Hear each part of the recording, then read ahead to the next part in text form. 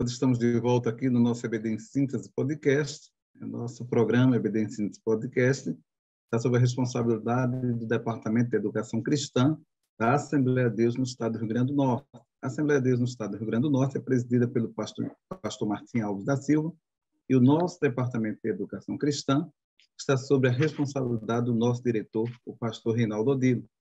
A ambos nós já queremos mandar uma saudação fraternal, bem como a você que nos assiste nesse momento. Nós estamos aqui, eu sou o pastor André Feitosa, pastor da Assembleia de Deus de Nova Natal, Igreja Apolo do setor 14, da nossa capital aqui, cidade de Natal, no estado do Rio Grande do Norte. E comigo nesta oportunidade para comentar a lição, nós temos o pastor Ítalo, pastor também de uma das nossas igrejas aqui no setor 22, né, aqui da capital, e o professor Heriberto, né, professor da escola dominical, também uma das igrejas da nossa capital, para ser mais preciso, da Assembleia de Deus em Santarém, bairro Igreja Apolo do setor número 10. Né? Eu vou deixar o pastor Ítalo se apresentar, dizer qual a igreja que ele está pastoreando. Nós tivemos um rodízio de pastor recentemente, e eu vou deixar, não vou me arriscar a falar o nome da congregação, mas ele vai se apresentar, dizer a congregação onde está, e logo após, na sequência, o professor Heriberto. Pode ser o pastor Ítalo. Pai do Senhor, pastor André, Pai do Senhor, professor Heriberto. Feliz por estar aqui com vocês nesse projeto da EBD em Síntese Podcast. Nós estamos ali na congregação de Monte Sião, no setor 22. Maravilha. Professor Heriberto, a paz do Senhor.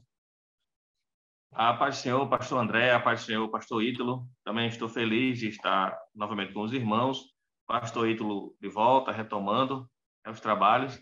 Seja bem-vindo, pastor Ítalo. Seja bem-vindo também você, professor, professora, que fará uso dessa ferramenta tão importante para a elaboração da sua aula.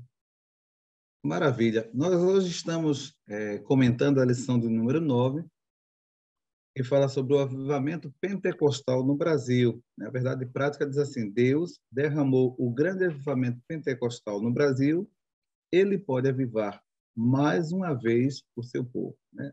Essa é a nossa verdade prática.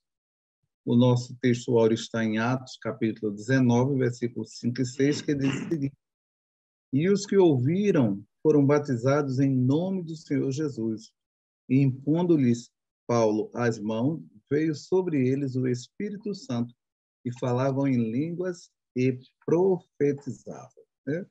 A nossa lição tem 3 objetivos definidos, que primeiro é mostrar que o movimento de Atos se repete no Brasil, né? Fazendo um paralelo entre o texto bíblico, né, que está em Atos capítulo 19, inclusive o texto que norteia a nossa lição. O segundo tópico, o segundo objetivo da lição fala sobre a necessidade de pontuar o novo nascimento em Cristo. E o terceiro objetivo da lição é explicar a expansão do avivamento pentecostal. A nossa lição está dividida em 3 tópicos também. O primeiro fala sobre o movimento de Atos que se repete no Brasil. O segundo tópico fala sobre o nascimento de um novo movimento. E o terceiro tópico fala sobre a expansão do avivamento pentecostal. E, conforme já informei, né, comenta essa lição conosco nesta oportunidade o pastor Ítalo e o professor Heriberto. Né? A nossa introdução, vou ler a introdução, que diz assim: a chegada do movimento pentecostal ao Brasil mudou a realidade espiritual desse país de forma inquestionável e irreversível em termos de liturgia, proclamação do Evangelho e manifestação do poder de Deus com sinais, prodígios e maravilhas. Então, a introdução ela já é bem interessante, porque ela vai mostrar que o surgimento ou o advento do movimento pentecostal no Brasil, ele vai mudar essa história da igreja evangélica aqui em solo brasileiro. Né? Por quê? Porque isso vai afetar não só a liturgia dos cultos, né? A gente Aleluia. sabe que a liturgia de uma igreja pentecostal ela é muito mais flexível, ela não tem aquela rigidez, aquela inflexibilidade de uma liturgia de uma igreja mais tradicional. Ela vai também alterar, e eu acho que talvez essa seja o grande diferencial do movimento pentecostal, é a forma como o cristão ele compreende o ser chamado para ser testemunha, né? É interessante, pastor Ítalo e professor Heriberto, e uma das características do crente pentecostal era essa capacidade evangelizadora. Onde ele chegava, ele estava evangelizando, ele estava falando do amor de Deus, ele estava pregando o evangelho. E, né, por conseguinte, também as manifestações sobrenaturais do Espírito Santo. Isso também é outra característica inerente do movimento pentecostal.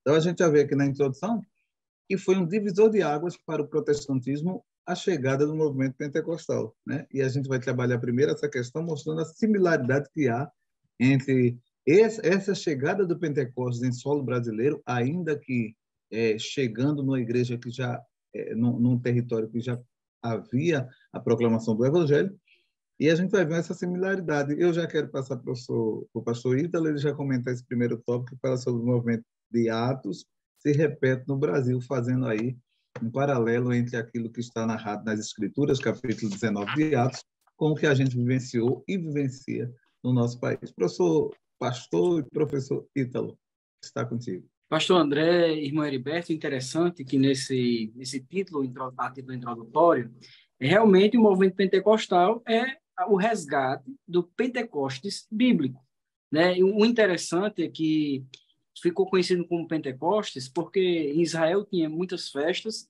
e tinha muitas liturgias que foram instituídas por Deus para a observação do povo. Tinha Páscoa e logo depois da Páscoa você tinha a festa das primícias.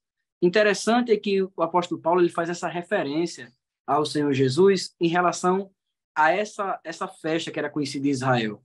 A festa das primícias era os primeiros frutos, onde Israel se reunia para agradecer a Deus pela bênção que havia enviado à nação.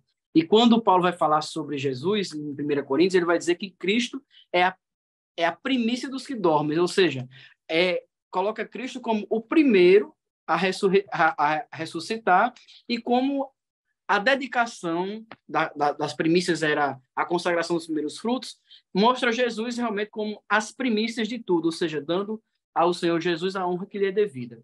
Logo depois vinha o Pentecostes. Então, o Pentecostes acontecia cerca de 50 dias depois da Páscoa, se não me engano, e era muito comum que naquela época os judeus e os prosélitos eles se reunissem em Jerusalém para adorar. Então, Deus usa esse fato histórico, bíblico, que era uma ordenança para Israel, para o derramamento do Espírito Santo, da promessa que foi feita a Joel. Então, essa similaridade em relação ao Pentecostes de Israel e o Pentecostes da igreja, marcado pela descida do Espírito Santo. Então, realmente, o movimento pentecostal é o resgate desse Pentecostes bíblico, ou seja, dessa teologia bíblica. Nós sabemos que existe divergência quando a gente estuda teologia em relação à interpretação de algumas coisas, mas outras são claríssimas. E o Pentecostes bíblico, ele é claro, ou seja, a Bíblia é clara em relação a essa descida do Espírito Santo, a essa distinção do que é ser batizado com o Espírito Santo,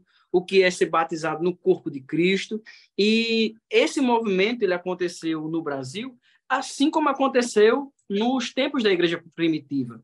O interessante é que esse texto de Atos dos Apóstolos, no capítulo 19, do versículo 1 ao versículo 7, ele é muito claro. E isso aconteceu da mesma forma no movimento aqui no Brasil. O apóstolo Paulo, na sua viagem missionária, quando ele encontra os irmãos, a primeira pergunta de Paulo, que é uma pergunta específica, é: vocês já receberam o Espírito Santo quando crestes? A primeira pergunta que eu faço aos irmãos é: o Espírito Santo, ele não é dado a nós através da salvação? O Espírito Santo, nós somos a habitação do Espírito, ele é o penhor da salvação, ou seja, ele é o guia, então todo salvo tem o Espírito Santo. Mas que pergunta distinta de Paulo é essa? Já recebestes o Espírito? É a teologia bíblica mostrando que havia uma distinção entre a salvação e a descida do Espírito prometida por Jesus em Pentecostes, como a gente já leu muitas vezes em Atos, no capítulo 1. Os discípulos perguntam ao Senhor quando é a restauração de todas as coisas e a exortação ou a orientação é clara. Não vos compete saber os tempos e as estações que o Pai estabeleceu pelo seu próprio poder, mas vocês vão receber a virtude, o poder do Espírito Santo. Então, isso acontece literalmente no Brasil, afetando a liturgia, afetando a doutrina, afetando a forma de compreender o evangelho, e é assim que se inaugura o movimento pentecostal no Brasil. Assim como na Bíblia, eles já tinham uma fé salvífica, ou seja, aqueles discípulos eram discípulos de Cristo. Eles tinham crido, e quem crê é salvo, como diz as Escrituras. Aqui no Brasil já existia igreja, igrejas históricas, presbiterianas, batistas e tantas outras confissões. Mas o movimento pentecostal inaugura esse resgate bíblico, a ideia de Pentecostes. Muito bem pontuado pelo pastor Ítalo, né? Essa alusão e essa referência do movimento pentecostal no Brasil, né? Uma repetição, uma réplica, né? Do que aconteceu em Atos, né? Isso é muito notório. Eu penso que o comentarista foi muito feliz quando coloca essa expressão que houve uma mudança, ainda na parte introdutória, que houve uma mudança inquestionável e irreversível em termos do que diz respeito à liturgia da igreja. Não teve como voltar. Uma vez que os irmãos conheceram a doutrina bíblica, né, do Pentecostes, como muito bem pontuou o pastor Ítalo, né, não tinha como voltar. Era algo, ou foi algo irreversível. Não teve como desconstruir esta ideia que foi trazida, né, para o Brasil.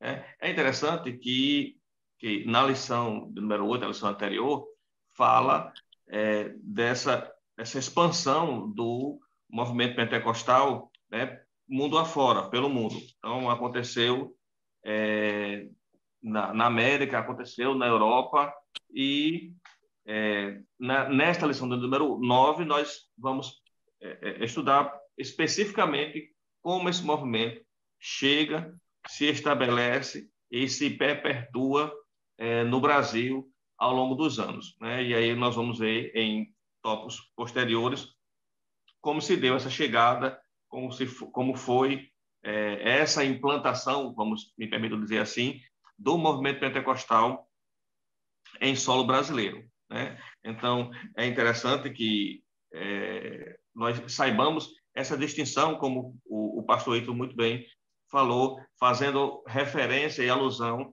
à pergunta do apóstolo Paulo com relação àqueles irmãos que estavam naquela localidade onde ele chega e pergunta aos irmãos acerca do Espírito Santo. Então, os irmãos não tinham conhecimento, né, apenas acerca do batismo de João. Então, quando esse movimento ele chega ao Brasil, né, os irmãos que aqui já estavam de outras denominações históricas, eles tinham conhecimento do batismo de João, mas não tinham conhecimento da doutrina pentecostal. Então, o que é que eles recebem como novidade, alguns acabam sendo perseguidos, e aí nós vamos ver um pouco mais na frente sobre isso, sofrem perseguição, e aí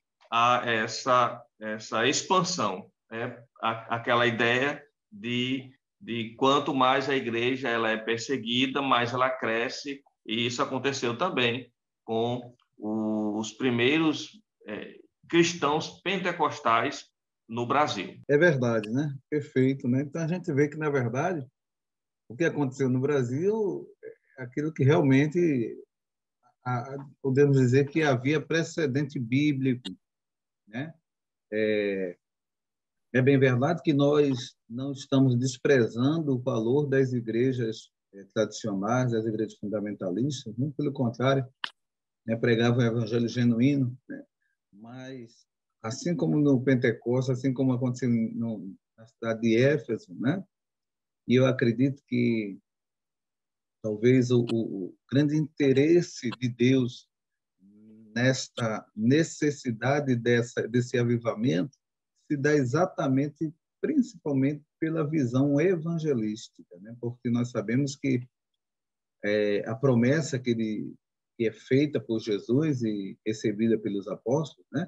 Era um revestimento de poder para condicioná-los a serem testemunhas, né? Torná-los testemunhas ousadas, testemunhas aguerridas, né? E certamente o movimento pentecostal ele tem esse fator impelidor do desenvolvimento do reino. Hoje não é à toa que a Assembleia de Deus ela representa 75% do movimento pentecostal brasileiro.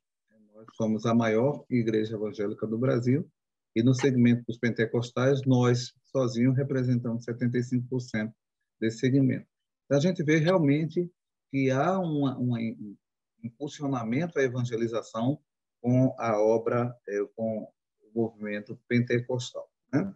O nosso segundo objetivo, né, que vai estar também lastreado no segundo tópico da nossa lição, fala sobre o surgimento desse movimento pentecostal no Brasil, né? Como é que esse movimento ele vai surgir e vai se desenvolver? Qual foi o ambiente que esse Pentecostes surgiu no Brasil, né? Quando a gente retroage também para o Pentecostes, né, do tempo bíblico, a gente vai ver que a igreja sofreu uma grande perseguição e oposição, né?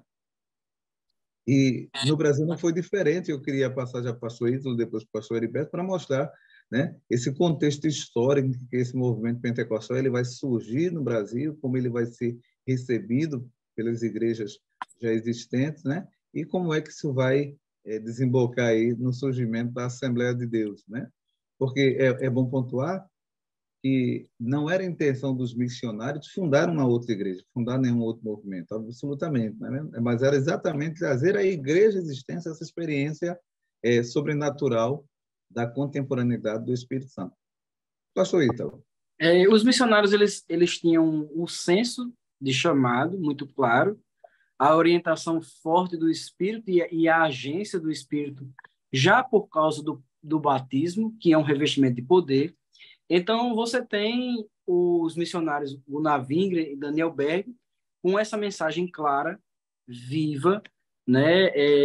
Como é que eu posso dizer? Quente, né? Que o Espírito Santo nos dá essa temperatura espiritual. E você tem um movimento de igreja histórica com talvez a maior dificuldade delas em relação à doutrina. Você tem aí na história, você tem calvinistas e arminianos. Você tem os calvinistas, eles se formaram ao longo da história de forma que eles dão muita ênfase, né, à santidade e ao novo nascimento, mas eles ficaram céticos em relação aos dons espirituais, em relação à interpretação da Bíblia em alguns aspectos, principalmente esse de dons. Então, você tem os missionários com a ação do Espírito, cheios do Espírito, revestidos de poder, e, com certeza, esse enchimento e essa crença bíblica vai alterar o modelo da pregação. Então, por causa dessa alteração do modelo da pregação, você começa a ter o incômodo e as preocupações quando você tem uma doutrina que ela dá ênfase à pregação com a agência do Espírito e quando você tem uma doutrina que ela é mais racional. Então, as igrejas históricas elas davam ênfase à razão demasiadamente, talvez um dos problemas que elas enfrentam, e por isso você não tem aí uma evangelização em massa, você não tem uma adesão em massa, porque o evangelho, como a própria Bíblia, o apóstolo Paulo nos diz, ele é poder de Deus. Ou seja, quando o apóstolo Paulo vai escrever sobre esse ponto, a igreja de Corinto, ele vai dizer que, quando ele foi estabelecer a igreja, ele não veio com sublimidade de palavras, nem com persuasão humana, para que a fé daqueles novos convertidos não tivessem apoiado na filosofia nem na sabedoria dos homens, mas em demonstração do Espírito e de poder. E é nesta demonstração do Espírito que a igreja é implementada aqui. Então, você vai ter aqueles primeiros impactos, né? O falar em línguas que não era a forma deles glorificarem a Deus, nem manifestar a sua fé, e você tem missionários batizados com o Espírito Santo e pregando que os dons são atuais e que o crente pode ser batizado com o Espírito Santo, que a evidência é falar em línguas, como diz as Escrituras. Então, você vai ver aí as primeiras reuniões e os missionários pregando e havendo adesão dos irmãos, ao ponto que isso causou um problema, né, entre eles, e eles praticamente foram aí convidados a se retirarem. E a gente tem aqui no Brasil a referência da irmã Celina de Albuquerque como a primeira membro de uma igreja tradicional que foi batizada com o Espírito Santo. Aí depois disso houve uma reunião e 9 irmãos decidiram seguir os missionários e a chama pentecostal. Porque, meu amigo, você professor sabe que uma vez batizado com o Espírito Santo, uma vez sentindo a virtude do Espírito, o homem não se contenta mais com outra coisa fora desta realidade espiritual, que é uma experiência extraordinária. Uma experiência que nos dá vontade de nos santificar, que nos dá força para pregar, que nos dá uma ousadia espiritual para testemunhar, que é aquilo que foi dito por Jesus, ficar em Jerusalém até que do alto sejais revestidos de poder. Então, no início, houve essa divergência com as igrejas históricas, mas os missionários, com um senso de vocação, com o chamado e com a confirmação divina, porque essa foi a promessa de Deus para a pregação do Evangelho. Marcos 16, ide por todo o mundo, pregai o evangelho a toda criatura. Deus deu ali parâmetros e disse que iria confirmar com os sinais. Então, essa pregação pentecostal, ela vai nessa linha, ou seja, ela vai numa linha de fé, de poder do Espírito Santo, com confirmação divina, com sinais, prodígios e maravilhas. E as igrejas históricas não estavam acostumadas e talvez há muito que não tivessem visto milagres. Então, essa é a diferença desse nascimento aí da Assembleia de Deus. Muito bem, professor Ito. Muito bem pontuado, muito bem feito esse resgate histórico de como começa ou inicia dessa gênese das igrejas e do movimento pentecostal no Brasil. É interessante também pontuar, até para acrescentar ainda mais aquilo que o professor Ito já trouxe, né?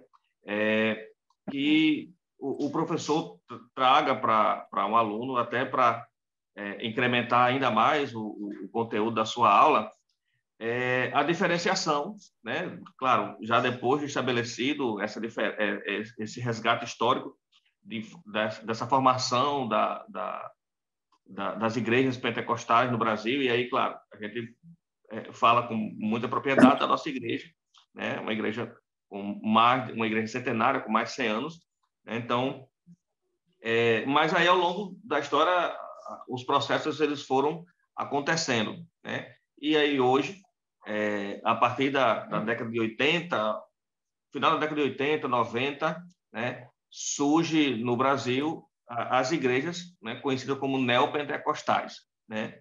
E aí elas têm uma característica diferente, né, das igrejas pentecostais. As igrejas pentecostais, enquanto as igrejas pentecostais estão firmadas, vamos dizer assim, balizadas numa teologia mais centrada e numa liturgia própria, né, bem característica, com manifestações sobrenaturais, a crença na atualidade dos dons, uma liturgia em que há órgãos de louvor, há conjuntos, né? A nossa igreja tem muito isso ainda, né?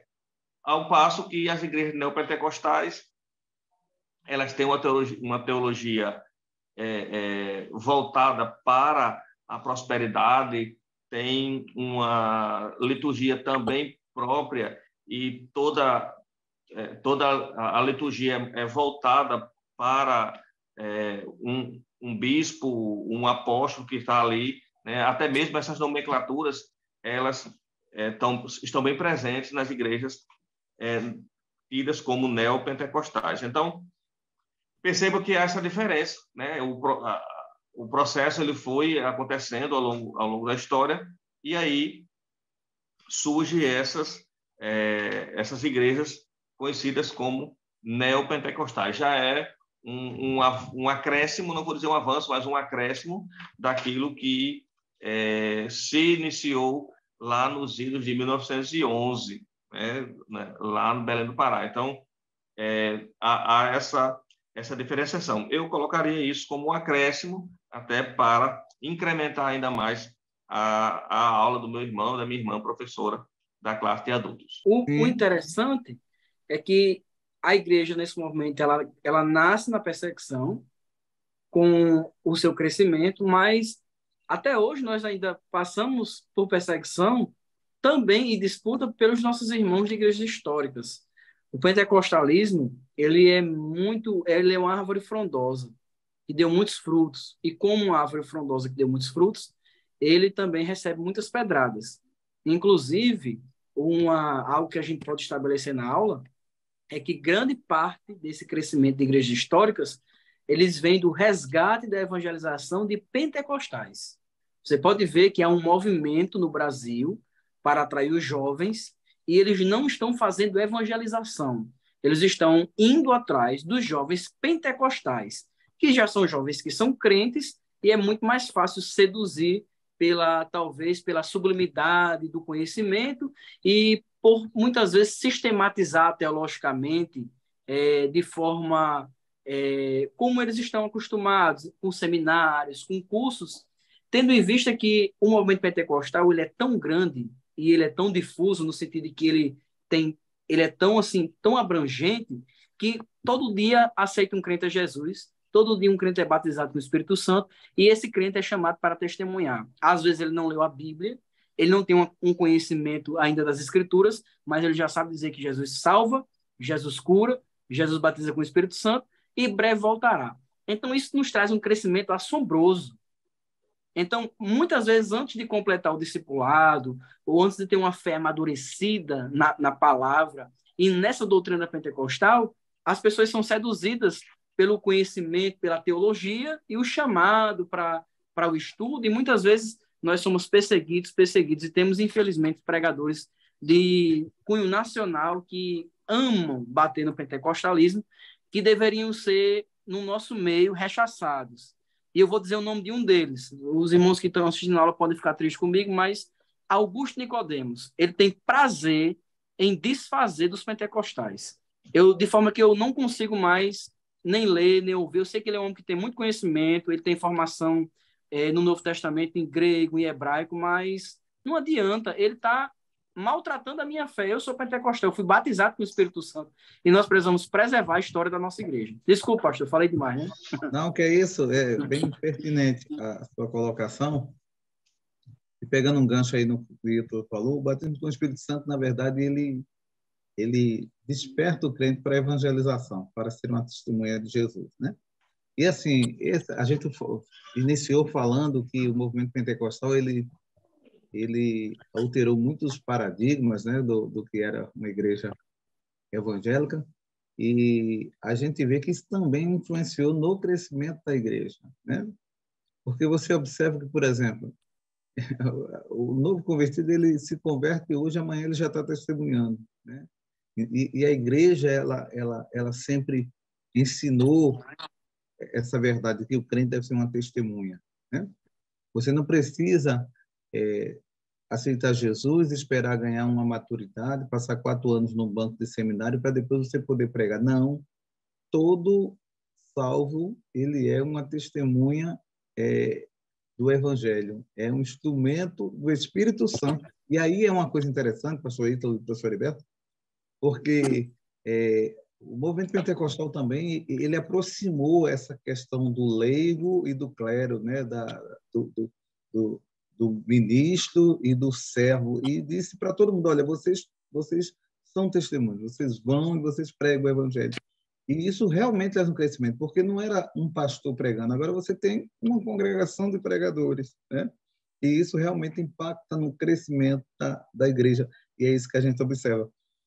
Não existe nenhuma outra igreja que consiga, né, ganhar mais almas para o reino de Deus no Brasil do que a Assembleia de Deus, né? É claro que a gente tem que ponderar sobre a nossa capacidade de discipular, a gente tem que ponderar sobre a nossa capacidade de manter as pessoas, mas sem entrar nesse mérito e se atendo tão somente a essa questão do ganhar almas, nenhuma outra igreja consegue fazer isso com tanta maestria quanto a nossa igreja, a Assembleia de Deus, né? Enfim, é um movimento que nasceu, é um movimento que surgiu e continua pujante, continua se desenvolvendo, continua crescendo, né? E essa é uma característica da igreja pentecostal, da nossa igreja da Assembleia de Deus, né? No terceiro tópico da nossa lição, nós vamos falar sobre a expansão do avivamento pentecostal. E aí já é uma continuidade daquilo que a gente tem falado sobre essa questão desse crescimento, essa explosão na pessoa. Após quando você observa que nós somos uma igreja centenária, quando a gente fala centenário, dependendo do parâmetro, dependendo do referencial, você pode imaginar que é muito ou pouco tempo, né? Se nós tomarmos como referencial as igrejas tradicionais, a gente vai ver que nós somos um adolescente, né? Que nós estamos, mas nós crescemos de uma forma tão vertiginosa, tão expressiva, né? Que não se pode mais ignorar, né? O movimento pentecostal no Brasil. Antigamente, realmente, se desdenhava da igreja pentecostal, né? Antigamente, como diz nosso pastor presidente, se via a igreja Assembleia de Deus como um punhado de gente, né, ignorante. Hoje nós vemos que nós somos uma igreja de uma capilaridade social. A gente está na Zona Sul, está na Zona Norte, está na periferia, está no centro. Enfim, nenhuma outra igreja tem tanta penetração social enquanto a Assembleia de Deus. Estamos na universidade, estamos no congresso. É verdade, né? Estamos nos becos, nas valadas, não é? É verdade, né? Alguém sabiamente disse que em qualquer lugar do Brasil você encontra três coisas, dito antigamente, né? Que era Coca-Cola, Máquina Cinza e a Assembleia de Deus. E de fato é fato, né? Você vai pelas comunidades ribeirinhas no Amazonas, você encontra a Assembleia de Deus. Você vai pelo sertão, você encontra a Assembleia de Deus. Você vai para o Cerrado, para o Pantanal, você encontra a Assembleia de Deus. Então isso não é resultado de uma, digamos assim, de um projeto humano. Até porque, vamos ser sinceros, se a gente fosse levar a coisa da ótica humana, nós não conseguiríamos esse resultado, porque nós não começamos, nós não somos resultado de grandes, digamos assim, projetores, de pessoas com muito marketing, de pessoas com muito conhecimento. Não, nós somos resultado de pessoas simples, mas que tinham a vida transformada, porque essa era outra característica do crente pentecostal, do movimento pentecostal, é a questão da santificação. E quando você vive uma vida de santificação, você passa a ser referência. Você pode não ter palavras bonitas, mas você tem um testemunho de vida que vai impactar e que vai transformar pessoas, né? Aquela máxima que a gente escuta, né? Pregue, se possível, se preciso, fale, né? Ou então, se preciso, use palavras. Então, a maior pregação de um crente assembleano, de um crente pentecostal, é a sua vida transformada, é a vida de santificação. E isso realmente vale mais do que 1000 palavras. Vamos entrar no terceiro tópico, senão a gente fica se delongando demais, né? Já foi muito bem comentado pelo professor Heriberto e pelo pastor Ítalo. Agora vamos para o terceiro tópico. Eu vou dar uma invertida aqui, vou começar pelo professor Heriberto, terceiro tópico, depois o pastor Ítalo. Muito bem, pastor André. Na verdade, eu vou apenas corroborar aquilo que o senhor tem falado agora, né? Na verdade, e também aquilo que o pastor Ítalo falou, né? O movimento pentecostal ele cresce porque todo cristão recém-convertido ele tem uma pressa, ele sente uma necessidade de que aquilo que ele experimentou ele também faça com que outras pessoas próximas a ele ou não, conhecidas dele ou não, familiares dele ou não, também tenham conhecimento e possam experimentar o fruto dessa conversão, né? Então, quando ele experimenta, ele quer logo fazer com que as outras pessoas também tenham essa experiência. Como o senhor bem falou, um cristão recém-convertido, ele não precisa passar 4 anos nas cadeiras ou nos bancos de um seminário, de uma escola teológica, para poder só então depois sair pregando ou como missionário. Não, basta que ele sinta um chamado, e esse chamado universal, né, todos nós temos, mas essa chama arde dentro dele, e ele sente essa urgência e necessidade de pregar. Por essa razão, o movimento pentecostal ele cresce de forma assombrosa e assustadora, né, a ponto, como disse o pastor Ítalo, outras igrejas históricas, tradicionais, quererem fazer um trabalho de entre aspas, evangelização, que, na verdade, seria uma espécie de proselitismo, né, dentro das igrejas pentecostais. Talvez alguns dos senhores, das senhoras professoras, conheçam alguém, algum jovem, algum irmão, alguma irmã, que fora seduzido por alguma dessas denominações. Eu, particularmente, conheço, né, alguns jovens que saíram da minha congregação e hoje estão congregando em uma dessas igrejas históricas, né? Mas por causa de algo que foi ofertado e que, de alguma maneira, não sei qual, acabou seduzindo esses jovens. Então, Heriberto, eu tenho uma experiência, quando eu era líder de jovens no setor 16, eu passei, acho que uns 6 anos como líder de jovens setorial, né? Quando você tem aquela abrangência de trabalhar com... Você trabalha na Igreja Apolo e trabalha com as congregações. E durante esse período, eu me lembro que nós tínhamos uma mocidade na congregação de cerca de 80 jovens e quando ia para o setor chegava a 200. E nós fazíamos muitos trabalhos e eu vi jovens batizados com o Espírito Santo que depois que a gente saiu de lá e a gente tomou conhecimento que eles começaram com movimentos calvinistas e alguns deles saíram da Assembleia de Deus, uns foram congregar em igrejas presbiterianas e outro em igreja batista, e quando você vai olhar hoje o modelo de vida deles, na verdade, você fica triste, porque eram jovens promissores, assim, tinham compromisso com a palavra, gostavam de orar, eram comprometidos com os trabalhos da igreja, mas eles foram seduzidos por esse conhecimento, que a princípio ele gera assim um certo prazer, um senso de crescimento, mas que depois, juntamente com ele, vem às vezes o desprendimento de padrões e modelos bíblicos que não são apenas costumes, mas são bons costumes que servem de preservação para a nossa fé. São limites que Deus coloca, limites de segurança. E quando você vai olhar, hoje assim, ultimamente, eu tive o conhecimento de algumas dessas jovens que até para barzinho vão e continuam indo para a igreja, mas achando que isso é uma coisa normal. Desculpe aí a interferência. Não, é muito pertinente porque a experiência que eu também tenho com algumas pessoas também é bem parecida, bem peculiar, né? É verdade. Heriberto, eu só queria pegar um gancho nesse que o Ítalo falou. Sim, pastor, à vontade. Isso se dá, né, pastor Ítalo e professor Heriberto, porque a gente vai vendo que, na verdade, primeiro você se distancia, digamos assim, da congregação, da liturgia, e você procura uma liturgia mais, digamos assim, mais culta, aquela coisa assim. E depois, na verdade, você vai abrindo mão até de princípios de separação, de santificação. Porque quando a gente fala de movimento pentecostal, muita gente acha que o movimento pentecostal se resume só à ênfase aos dons sobrenaturais. Não, absolutamente.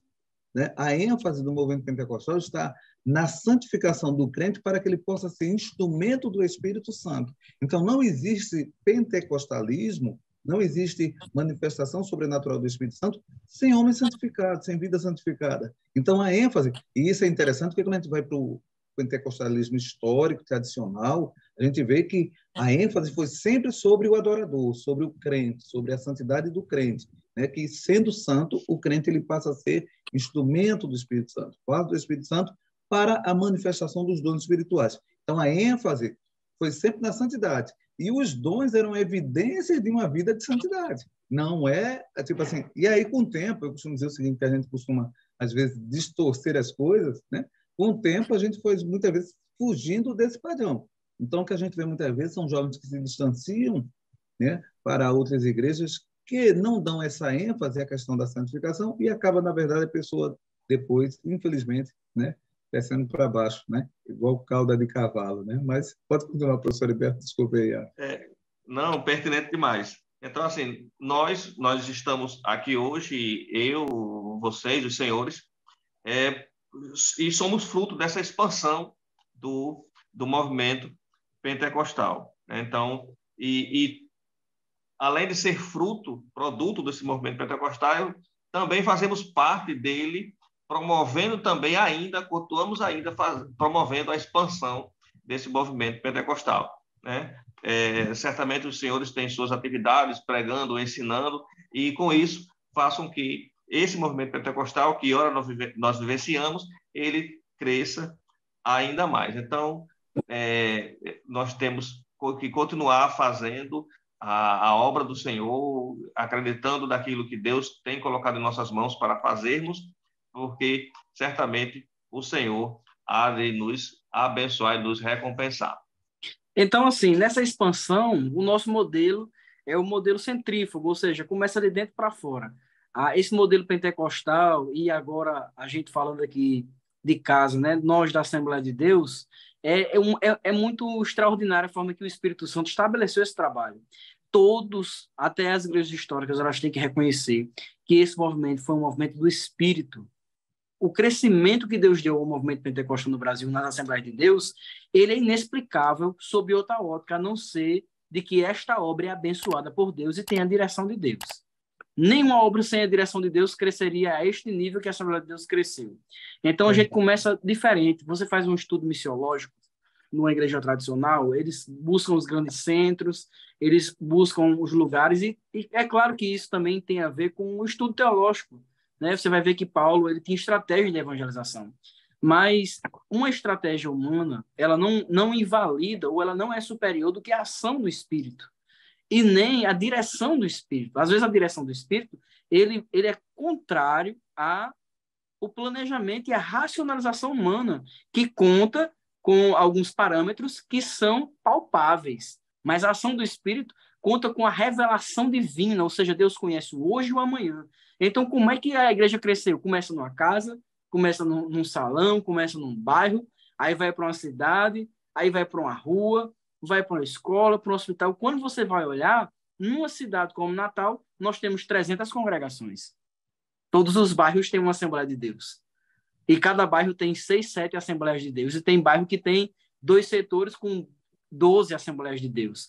De forma que uma pessoa num raio de 100 metros, 200 metros, 300 metros da sua casa, tem uma congregação ali para ela frequentar.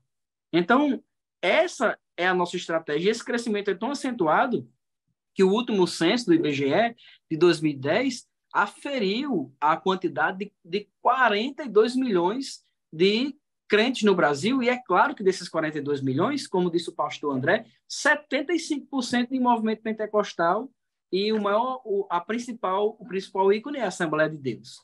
Isso no censo de 2010.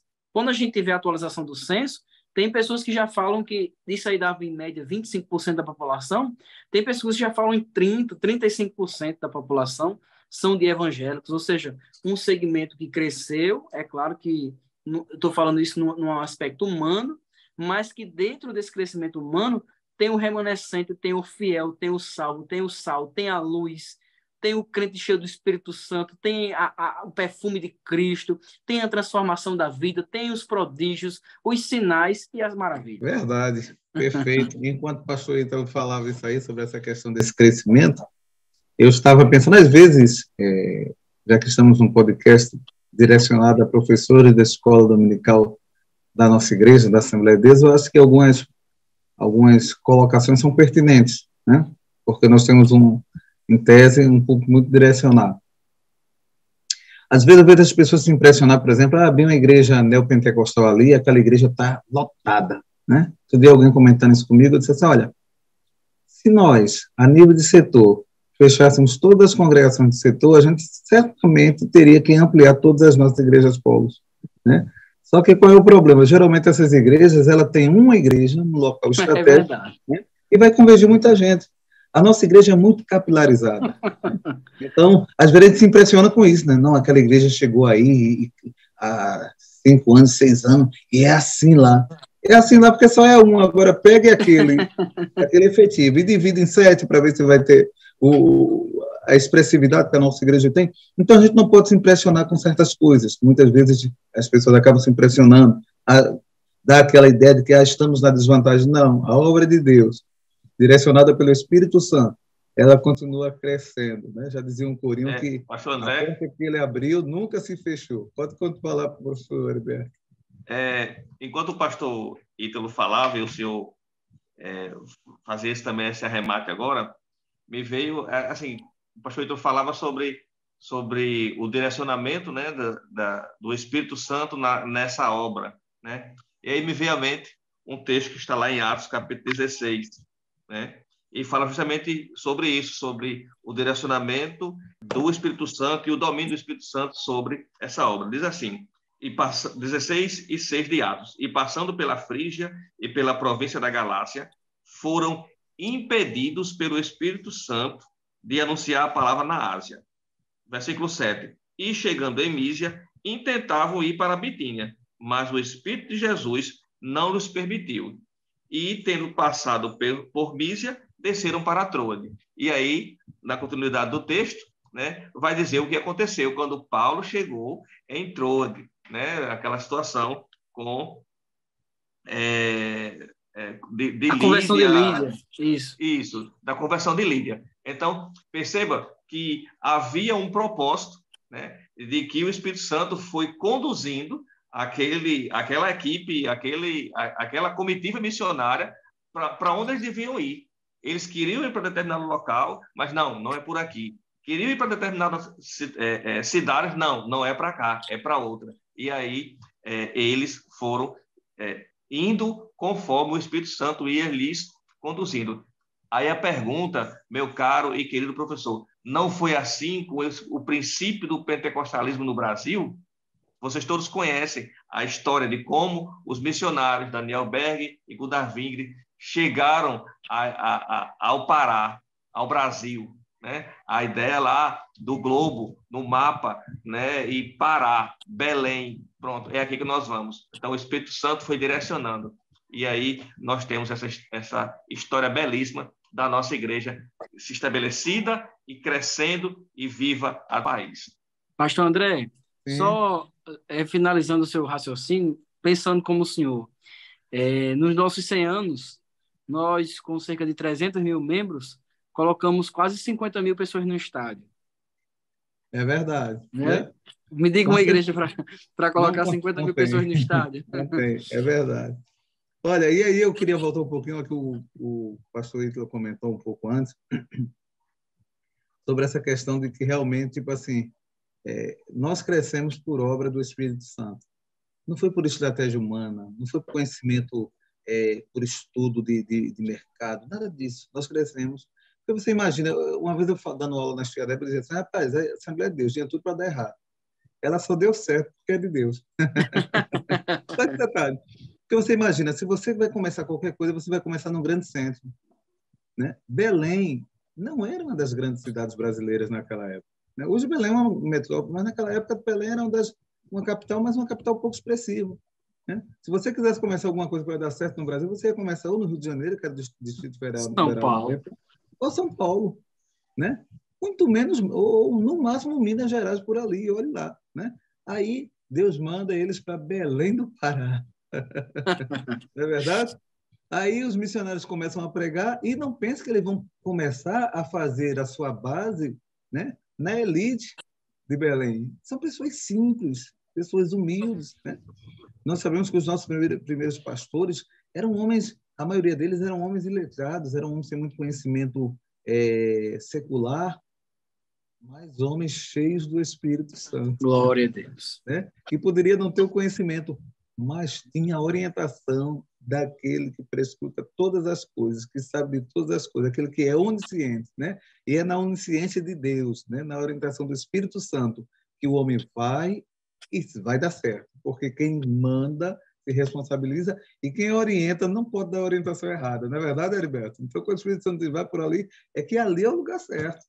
Né? Não tem outro lugar para ir. Por mais que a ótica humana te diga que é melhor você ir para cá, mas se o Espírito Santo diz, vá para lá, porque lá é o lugar certo. Enfim, eu acho que a lição de hoje foi muito interessante, foi muito proveitosa, para a gente relembrar um pouco as nossas origens. E eu acho que... E tão bom, pastor, tão bom... Pode falar, Heriberto. Tão bom quanto ouvir a orientação é obedecer a orientação. Obedecer, né? É verdade. Né? Então, eu acho que a lição de hoje ela nos ouvir a orientação olhar... Pode falar. Ouvir a orientação é muito bom, mas obedecer também é muito bom. É verdade. Não adianta ouvir a orientação, vá por aqui. e ir para o outro lado, não. Né? Ouvir e obedecer a orientação. Obedecer. Não ser um Jonas, né? Que Deus mandou ir para um lugar e ir para o outro, né? Mas ser, como disse Paulo, né? Pelo que não fomos desobedientes à visão celestial, né? Enfim, olhando pelo retrovisor da história, o que é que nós aprendemos? O que é que você pode enfatizar para o seu aluno, querido professor? Olha, viva na dependência do Espírito Santo. Porque se você viver na dependência do Espírito Santo, se você viver uma vida de santidade, você vai ser um crente pentecostal no sentido mais exato da palavra. Você vai ser um crente pentecostal, mas aquele crente que vive uma vida de santificação para poder ser usado pelo Espírito Santo, para ter sensibilidade para ouvir a voz do Espírito Santo. E se isso acontecer, tudo que você fizer, Deus vai fazer você prosperar. A lição foi uma maravilha, muito bom. Eu gostei muito de todas as ponderações, de todas as colocações. Quero agradecer ao pastor Ítalo, ao professor Heriberto, e já franquear também a eles a oportunidade para fazer suas considerações finais. Pastor Ítalo. Quero agradecer a Deus, quero agradecer ao nosso pastor presidente, pastor Martim, pastor Reinaldo, que é o diretor do DENEC, e aos meus amigos companheiros, o professor Heriberto e o pastor André. E estamos aqui e uma lição como essa nos faz refletir, e eu me sinto muito honrado em participar da Assembleia de Deus. Sou muito feliz em ter aceitado Jesus na Assembleia de Deus e continuar e ter a oportunidade de servir na Assembleia de Deus. Eu amo a minha igreja. Deus abençoe vocês. Amém, maravilha. Professor Heriberto. Muito bem, graças a Deus por mais uma aula, né? Eu também quero externar meus agradecimentos aqui, primeiramente ao nosso Deus, ao nosso pastor presidente, ao pastor Reinaldo Odilo, ao pastor André Feitosa, pela confiança e indicação, e eu também ao companheiro que nos ladeia nesta noite, o pastor Ítalo. Então, agradeço a você, professor, a você, pastor, a você, dirigente de congregação, a você, superintendente de escola dominical, né, por fazer uso dessa ferramenta. Muito obrigado, e certamente Deus há de recompensar cada um de vocês, em nome de Jesus. Maravilha. Eu quero também, primeiramente, agradecer a Deus, né, pela oportunidade que Ele nos concede de podermos estar aqui compartilhando, né, algumas reflexões com você, professor, você, aluno, você que nos acompanha no EBD Ensino Podcast. Né? Agradecer ao nosso pastor presidente, pastor Martim Alves da Silva, ao nosso diretor do Departamento de Educação Cristã, o pastor Reinaldo Odilo, e agradecer também a valiosíssima contribuição do pastor Ítalo e do professor Heriberto, né, que enriqueceu demais a nossa interação, esse podcast de hoje. Né? Que Deus abençoe vocês, eu quero agradecer a todos, fiquem na paz do Senhor. Compartilhe o nosso link, os nossos vídeos, eu tenho certeza que você vai estar edificando muito mais vidas, assim como você foi edificado, querido professor, querido irmão que nos assiste pelo EBD Ensino Podcast. Que Deus abençoe, em nome de Jesus.